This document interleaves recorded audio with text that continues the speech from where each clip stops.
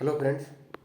मैं अभी आपको देखिए, आपने तो कमेंट किया नहीं तो मैं बता रहा हूँ आपको। तो अभी जो मैं टॉपिक लाया हूँ आपका, जो जितने भी ग्रेजुएशन वाले हैं, तो मैं आज आपका एसएससी सीजीएल के बारे में एक बहुत अच्छा वीडियो बनाऊँगा।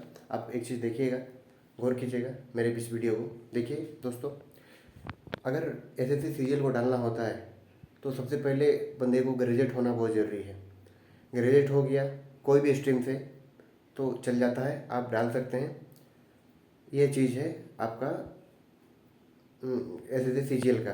लेकिन कुछ कुछ है, जैसे कि एक दो पोस्ट है आपका जिसमें आपको मैथ मैथ वाला सिस्टम होना चाहिए, मैथमेटिक्स होना चाहिए आपका 12th लेवल में। ये सब है, एक दो शंकाएँ है आपका, ठीक है।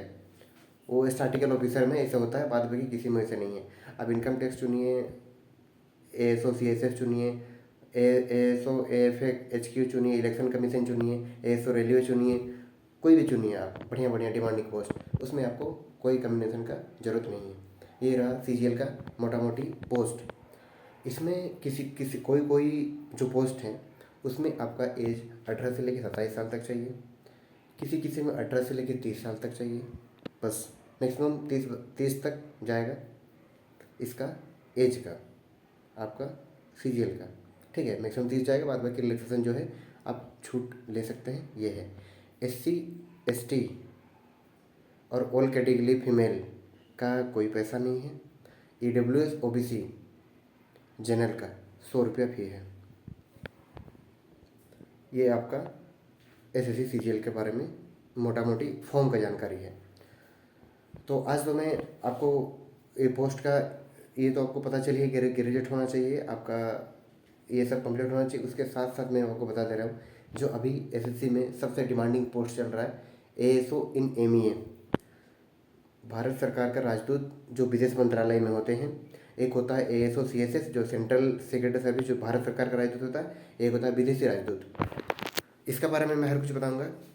इसमें भी आपको मिनिमम एज 20 से लेकर 30 साल तक है, बाद बाकी आप अपना छूट लगा लीजिएगा। जो भी कैटेगरी से हैं आप, एससी हो एसटी हो तो फिर 5 साल 35 साल तक, ओबीसी हो तो 33 साल तक। ये रहा इसका मोटा मोटी बायोडाटा। इसमें जो परमानेंटली पोस्टिंग होती है आपका दिल्ली में, कभी पोस्टिंग परमानेंट पोस्टिंग दिल्ली में है। हर 2 साल के बाद विदेश मंत्रालय में अगर आप पोस्टेड होते हैं, हर 2 साल के बाद आपको विदेश का ऑप्शन खुलता है, विदेश जाने का ऑप्शन खुलता है। आप विदेश में Qatar, Oman, Africa, USA, Pakistan, England, Karachi, Islamabad, Ladakh, Ladakh नहीं, आपका लद्दाख में बोल रहा हूँ, लंदन, ये सब जितने भी है आप, इस सब में आपका पोस्टिंग होगा। इसमें जाके आप वहाँ अपना सर्विस सेवा दीजिएगा। सारा खर्चा आने जाने का सरकार का होता है, सब चीज़ मैक्सिमम खर्चा उसी का होता है। और जैसे ही आप लोग उस पोस्ट में चल जाते हैं, वहाँ इवन मान के चलिए आप चल गए, आपका मान के चलिए आपका कतर चल गए, अब आपका जो पैसा होगा वो इंडिया के रुपये ऐसा नहीं होगा, आपका पैसा उसके हिसाब से होगा, कतर के हिसाब से। अगर आप लंदन चल गए, सऊदी चल गए, ठीक है, तो आपका पैसा जो होगा दिरहम में होगा, वहाँ दिरहम चलता है, तो दिरहम में आपका पैसा काउंट होगा।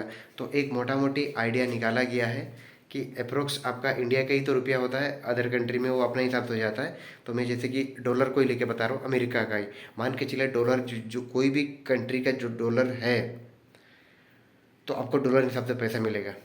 लेकिन ये डॉलर वाला पैसा आपको, जो ये देश सब है, आपको उतना जल्दी नहीं मिलेगा। आपको शुरुआत तो आपका जो है आपका मतलब जो थोड़ा लोएस्ट स्टेट है, मतलब लोएस्ट बोलो लोएस्ट कंट्री है, आपको वो सब में मिलेगा। कतर हो गया, ओमान हो गया, अफ्रीका हो गया। लेकिन जो पैसा बनता है आपका अप्रोक्स मिनिमम 3 साढ़े 3 4 लाख बनता है। 3 साढ़े 3 4 लाख में 1 1.5 लाख तो आप अपना ही खर्चा कीजिएगा, क्योंकि वो उस टाइप से है। फिर भी आप लोग अप्रोक्स पर मंथ 1 लाख बचा सकते हैं। ये बेनिफिट है इस एएसओ इन एमईए का।